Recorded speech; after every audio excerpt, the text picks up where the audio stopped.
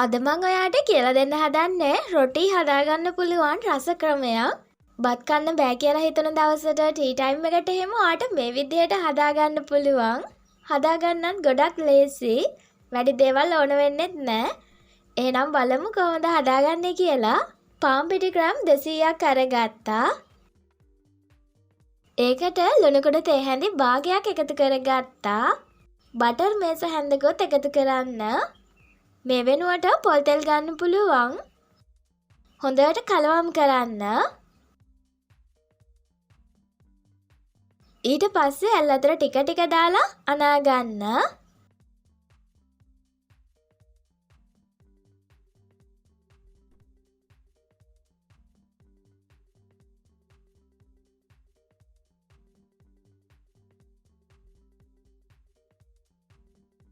අතේ ඇලෙන්නේ නැති ගානට හදා ගන්න ඕනි.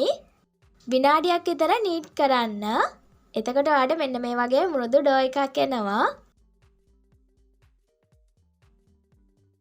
දැන් මම කොටස් 4කට වෙන් කරගත්තා. මෙන්න මේ විදිහට. ඊට පස්සේ තුනී කරගන්න. මැද ඉඳන් තුනී කරගෙන යන්න. වටේට මේ වගේ ගැට්ටක් හැදෙන විදිහට. පීසා හදාගන්නකොට හදාගන්නේ අන්න ඒ වගේ. ඒ තරම් ලොකුවට නැතුව පොඩියට හදාගන්න ඕනේ. සේරම ටික ඒ විදිහට හදාගන්න. ඊට පස්සේ මම තැටියක් ලෙපේ තියාගත්තා. බටර් චුට්ටකුත් ගා ගන්න. ඒ වෙනුවට පොල් තෙල් ගන්නත් පුළුවන්.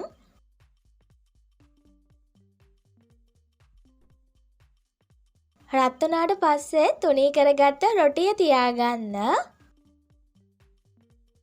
ඒකට බිත්තරයක් එකතු කරගන්න.